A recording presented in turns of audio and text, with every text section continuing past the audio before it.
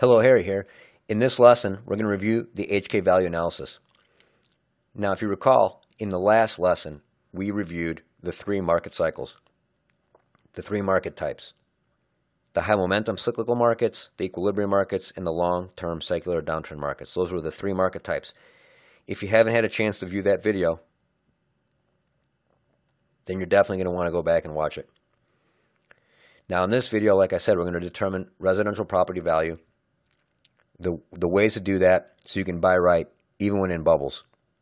In a nutshell, we're going to review the sales comparison approach, the income approach, replacement cost approach, and the mortgage rent ratio. Those are the four ways to pretty much value real estate. Now, the pricing method number one, the sales comps. Sales comps for residential real estate is what most people are familiar with. It's quite straightforward. You're basically going to look at 6 months back. You're going to take data for closed sales in a building. If it's a condo high-rise, it's a building. If it's a subdivision, you'll see how we do that in a second. But you're just going to look at what closed in that 6 month time frame, for example. And that tells you what the inventory is trading for. Another name for the sales comparison approach, by the way, is called a CMA, comparable market analysis. So if you ever hear a broker say they're going to run a CMA, this is what they're basically running. They're running a comparable market analysis. So they can run comps. These are comps. Just another way of looking at the same thing. You can see closed sales here, and then pending. You can see sold price, how long it was on market. A lot of good information you can get from a CMA, no doubt about it. You can also look at it alongside the active, so you can see closed alongside active. Now, be careful looking at active, because just because something says it's active at a particular price doesn't mean it's going to sell for that price, as you know. So sales comps are based on closed sales. It's very important. It's going to be on the closed sales. For a single-family residential, for single-family houses, you're going to put a pin on the property and then do a 0.25 mile radius search. In fact, this is how banks are going to do it, to appraise, to make sure that the property is valued what it needs to be valued at in order to underwrite the loan. They're going to pin the property, 0.25 mile radius search, and go back 6 months or whatever time frame they want. But ultimately, this is how you're going to look at the comps. You're going to draw it from the properties that have sold in this circle. So 99% of realtors only use sales comps in residential, and this is a common theme. Now, keep in mind, this is the one method I mentioned. I would tell you which method doesn't tell you if you're in a bubble. Well, this is it. The sales comparison approach doesn't tell you if you're in a bubble, so keep that in mind. The rental CMA. This is single-handedly the most important metric you must check when buying any property. So listen to that very carefully. Just like you can actually get closed sales, you can run a closed sales CMA on what recently sold. You can run a CMA report on what recently rented in a particular building or in a particular subdivision. So you might say, well, why the heck do I care what things are renting for? And this is the crux. This is why everybody loses their ass in real estate when they're buying homes. When you don't run rents, you will never know if the property is overvalued, undervalued, or fairly priced. I'm going to prove it to you in a second. But just keep in mind that this is the first thing I look at when I'm making an appraisal determination and trying to determine, make heads or tails on what this property is valued at. It's what rent would it fetch. So if you're led by anyone to believe that rent levels aren't important in your buying decision, then don't be surprised when you find your wallet trapped in a soon-to-pop market bubble. It'll happen. It happens every day. So the rental CMA is the information that you hand off to the income approach, which is pricing method number 2.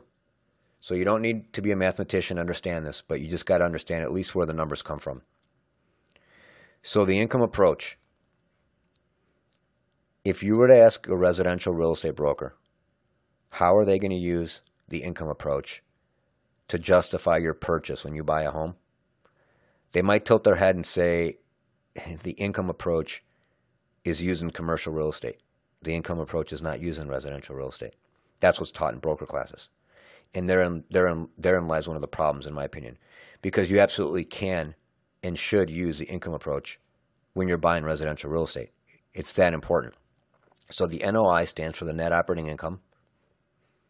The MV stands for the market value, or the price you're paying. And then the cap rate is expressed as a yield, a percentage. It's like a dividend. So what we're doing, or what I do, I don't know of any other broker that does this for residential. What I do is I do a strip back income approach. So typically for commercial real estate, when you do an income approach, you are going to take all of the expenses to operate that property. You're going to include those. For example, landscaping, management fees, taxes, anything related to costs associated with that property. You're going to put those in the yearly operating expenses. And you're going to subtract those expenses from the rental income that you would get. That gives you your net operating income. It's basic kindergarten math. But for residential, I don't put all those expenses in. I only put in two expenses. Number one is the taxes, because all homeowners pay taxes. And number two is condo association fees, if it's a condo. If it's a single-family home, you're just going to put in the taxes. So again, you're going to pretend like you're buying this property and that you're going to rent it to yourself. Because you want to do a cap rate analysis. Because if you don't do a cap rate analysis, you'll never know how to cross-check the sales comps. You won't know if you're underpaying, overpaying, or getting a fair price. So again, you're going to take the rental income, which is why the rental CMA is so important. The first thing I do is I grab the rental CMA for the building or for the neighborhood, and I determine what is a fair market rent for that unit. You can easily determine what the yearly income will be in rent. It's simple. And then you look at the property taxes and the assessments, if there are assessments. Those are your expenses. And you simply subtract the income, subtract the expenses from the income, and you get the net operating income. I mean, it's so simple. So in this case, the net operating income is $14,600. And let's assume you bought the property for $380,000. You basically are dividing 14.6, which is your net operating income, divided by what the purchase price is, or the market value, or what you think the market value should be. And you get 3.84%. Now, is 3.84% a good cap rate or not so good cap rate? Well, therein lies the irony, because if you're not actually looking at rents, then you'll never have the information in your data bank to know what is a good cap rate for a particular subdivision or for a particular building, for a condo in a particular building. So we're not going to get into what a good cap rate is for a particular subdivision or a good cap rate is for a particular building, but just know if your broker actually looks at this from this perspective, they'll be able to guide you and say, no, this building should be trading at a 4 cap. You don't want to buy it at a 3 cap. You want to buy it at a 4 cap. Because what happens is, like I said, we're taking the property expenses and the condo association fees. That's all we're looking at. And smart buyers want to buy at a higher cap rate and sell at a lower cap rate. So what do we mean by this? Let's just quickly review what that last statement means. For starters, we're not looking at the mortgage payments in this. The mortgage payments are not part of this calculation. We're strictly asking ourselves, what is the unleveraged yield? Unleveraged means, leverage in real estate means debt or bank or debt financing. That's what leverage implies. So unleveraged means you're not using debt. In other words, you're buying all cash. So the cap rate tells you, or basically reveals, what the unleveraged rate of return is. So it answers this question. If I were to buy this property for all cash, in this case $380,000, what would my cap rate be? 3.84%. Okay, great. Now is that good or bad? Well, a broker should know that. If they run this method for residential, they'll get these answers and they'll know if 3.84% is a good cap rate for that building or if it's high or low. And what you ultimately want to do is you want to buy at a higher cap rate and sell at a low cap rate. And if you look at the $380,000, what's one way to make this 3.84 be higher? Well, obviously, if you make the bottom number smaller, if you make $380,000 purchase price, if you make that a $250,000 purchase price, if you leave everything else, the $14,600 the same, your cap rate is going to be much higher than 3.84%. You're buying at a lower price. So when you buy it at $250,000, your cap rate is higher than 3.84. You want to sell it to somebody at $380,000 or $400,000.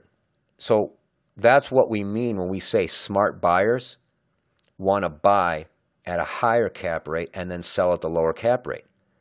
But the problem is, if you don't understand cap rates because you're not looking at rents, How do you know that you're buying? How do you know you're not buying at the low cap rate? How do you know you're not the sucker buying at the lower cap rate? You'd never know that if all you did was look at pricing method number one. So I'm actually running this calculation. I do this for fun. I mean, because I don't golf, and maybe because I don't have a life, I'm taking closed sales in different condo buildings, and I'm taking closed sales in different subdivisions, and I'll spend 3-4 hours on a Saturday, and I'll look at what the closed sales were, and then I'll go look at rents for the time frame. And then I take the mathematics of basic expenses, and I just figure out what cap rates are supposed to be based off what's really happening. And then you get an idea over time of like where a good cap rate is when you're buying versus where you want to be selling at. And you have to be careful, because if you don't buy right, you may want to sell at a lower cap rate, which is really a higher price. You want to sell it at a higher price than what you bought it at. But because you didn't buy right, you're actually not able to do this. You're stuck. So the third method is the replacement cost approach, based on the principle of substitution. And it's very simple, straightforward. You're not going to pay more for a home than a comparable substitute. So if you're a developer, or you're a contractor, or you have friends who are, that build stuff, you're going to be really good at this, because what basically you do with the replacement cost approach is you literally add each item individually. So what is the value of the land in a subdivision? What's the fair value? What is lumber? What is concrete? What are all the costs to build the house? When you can do that, you know what the value of the house is. So when you're buying on a replacement cost approach, what you're actually doing is you're buying on a price per square foot basis. Now you can do this much easier in the suburbs, because you can determine what the value of the land is a little easier. And by doing that, now all you have to do is subtract the value of the land out from the offer price. And when you do that, you can actually determine what the actual price of the house is that they're asking. And then you just divide by the square footage of the house, and it gives you a price per square foot. If you know what a house costs to build brand new, why would you buy the exact same house that's 40 years old for the same price as you would for the one being built brand new? You wouldn't do that. But if you didn't know what the replacement cost approach was, you wouldn't know on a price per square foot basis which way was up or down. So in the city of Chicago, for example, because it's high rises, sometimes sellers will offer parking in the offer. They'll include the parking space in the offer. So to legitimately compare the condo price per square foot, if they're including the parking in the offer, you have to know what the parking rates are in downtown Chicago. So for example, in River North, parking rates are $40,000 per parking space minimally, up to say $60,000 or $65,000 in some buildings. Whereas in the South Loop, it's half that. You're looking at $30,000 in the South Loop, $35,000 max for a parking space. So if you have a condo in River North and a condo in the South Loop, and they're both offering parking included in the purchase price, you have to back out the price of the parking. It's going to be a different rate that you're backing out, because the cost of parking is different. So you can determine price per square foot, and you can use this to your advantage if you kind of know this information. So the fourth method is the mortgage rent ratio. This one's really simple. It has its flaws, but it's simple to understand. You take the monthly mortgage payment. What's the current mortgage rate on a 30-year mortgage? Assume no money down. And whatever that monthly payment is, you're going to divide it by the monthly rent that the property would fetch. And you're going to get that data from the broker CMA on rents, which is what we talked about earlier. So step one is you calculate the monthly mortgage payment, assuming you're getting a 30-year loan, no money down. You just want to look at the interest, or the payment made, I should say, on a 30-year note. And then you're basically going to take the rental CMA on the bottom there, and what is it going to rent for on a monthly basis? And it gives you a ratio. So historically, the average mortgage rent ratio is between 1 to 1.05, $1 to $1.05. So for every dollar worth of rent the property would fetch, you should be paying no more than $1 to $1.05 in mortgage payments per month. That's considered fair. If it's below 1, that means the property is undervalued and you're getting a really good price. And if it's above 1.05, $1.05, then the property is overvalued. You're overpaying. So here's a perspective. So if you're not looking at rents, you can't run an income approach. If you're not looking at rents, you can't run a mortgage rent ratio. Nobody looks at rents in residential. That's the irony. So they're all relying on sales comps. And then when these big crashes happen, everybody wonders why. So, if you want to know where I get the mortgage rent ratio from, just go back, whatever year you want to look at, go to the Federal Reserve Board, look at the median sale price for new houses, and then go to the 30-year fixed rate mortgage rate. This is from Freddie Mac. Pick the year, and then just do find out the rents from the Federal Reserve as well. Labor Statistics has data. And you can create that same mortgage rent ratio example understanding. Just pick the year and go, this is where I got the information from. If you really want to know how I got that last chart. So basically, the only caution I'm going to have for the mortgage rent ratio is this. The interest rates, if they're rigged, you're going to get very odd findings. And I'm not going to really get into too much detail, but in 2014-15, I was really scratching my head because the mortgage rent ratio would never balance out with the other three approaches. It always looked like the property was undervalued, like it was a good buy from the mortgage rent ratio perspective. And I would always ask myself why. And then I realized again that, mortgage rates are a reflection of the interest rate that the Federal Reserve and the government place. So if the interest rate is 0%, banks are going to have a mortgage rate that's going to allow for them to make money. So they have a spread. So let's say the mortgage rate's 3.6% or 3.3%.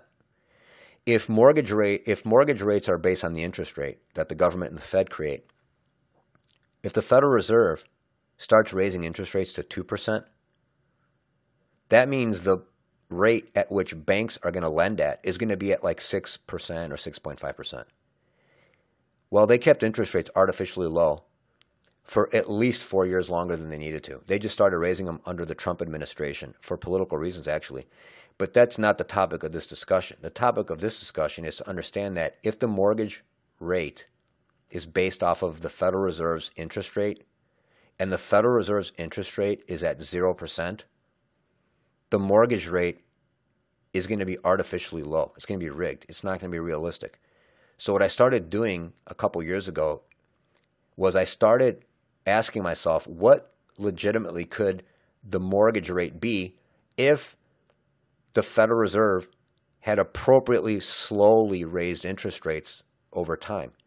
By 2014-15, many people agree the interest rate, the Federal Reserve rate, would have been roughly 3% or 3.25%. If that's the case, in order for banks to make money, they have to lend at 6.5%. So I started putting in 6.25% as the interest rate when I was looking at these home prices. And wouldn't you know it, when I did that, the mortgage rent ratio started falling in line somewhat with the other three methods. So just know that there's a lot of variables here when it comes to the mortgage rent ratio. So that's why I don't expect anyone to rely on it too much. But when interest rates are dialed in pretty well, this information can be really, really helpful. It'll get you really, really close to what is overvalued or undervalued. But in the market that we've been in for the last few years, it's been rather difficult to use this method unless you run a sensitivity. A sensitivity analysis is where you actually take what you think the rate should have been, and then it balances out. But if you rely on the other three methods, you're going to still be just fine. This is just a bonus method. So the sample spreadsheet I have for you to see, I call it Bringing Wall Street to Main Street. It's a very simple way to take complex stuff and ribbon tie it all together into a single spreadsheet. Here it is. So you're comparing 5 properties. For example, if you're looking at 5 properties, which one is priced best? It may not always be the one with the lowest sales price, believe it or not. But you just want to look at the total monthly rent, and we're going to look at the taxes and the maintenance cost, aka the condo association. And we'll be able to rank properties on a cap rate basis, on a cost per square foot basis. This is a spreadsheet on steroids. You don't need to worry about this. But the point is, I actually have the tools so I can reveal the comps. I can look at the income approach. I can look at so many different things to cross-reference what's really happening, and then I can change monthly rents to give somebody an idea of different scenarios. It can all be done very, very quickly. So the basic summary of this section is you cannot rely on sales comps only to value property. You have to cross-reference the results, and it takes the proper tools to do that, number one, and it takes the proper understanding in order to use the proper tools. And if anyone's suggesting that you don't use the income approach in residential real estate, I'm just going to have to graciously decline on that comment that you're going to potentially have your wallet caught in a meat grinder. Because if you're looking at the cycles that we mentioned in the last lesson, and you're looking at these 4 methods of valuing property, you're going to know if you're overpaying for a property. There's nothing wrong with overpaying for a property when you know you're overpaying for a property. You might really like the property, so you're willing to overpay for it. The purpose of my tools isn't to force or direct somebody to do or not do something. It's to provide the education and the material needed to make the type of decision so you know whether or not you're overpaying, underpaying, or getting a fair price. So we learn these 4 ways to cross-check property value. I'm probably the only residential luxury real estate broker that I know of that does this for a couple reasons. But beyond that, we need to tie this in together. The first lesson on market cycles and this lesson on how to price property. It needs to be tied together into the third lesson. The third and final lesson. You're going to learn the key question. Discover the most important question any buyer must answer before ever buying. And I'll give you a hint. It has nothing to do with what your budget is. That's the least of our concerns of what somebody's budget is in tying together lesson 1 and lesson 2. We're going to learn in the third video, we're also going to learn the 4 hidden ingredients in every mortgage. They're in every mortgage loan. Whether you've heard of them or not, they're actually in the loan. And you can't understand these without learning. It's imperative to know lesson 1 and lesson 2, or at least understand lesson 1 and lesson 2 to understand the final lesson. And I'll even share a personal story with you on how I lost $1.5 million using the wrong calculator. So it wasn't actually in real estate, by the way. It wasn't actually in real estate, but I made the exact same mistake that homeowners make on a daily basis by not understanding and tying in some of the principles in lesson 1 and in lesson 2 so you can understand how to properly underwrite and not lose money when you're buying a home. And at the end of that, I'll give you an opportunity, a special opportunity to buy right and safely. I'll provide you a special offer to buy right and safely cross the finish line every time. You'll have a chance to do that after you watch that third video. You'll have a very clear understanding on why certain mortgages are deadly and why other mortgages are a little bit safer. So please stay tuned. I look forward to seeing you on that next lesson. Bye for now.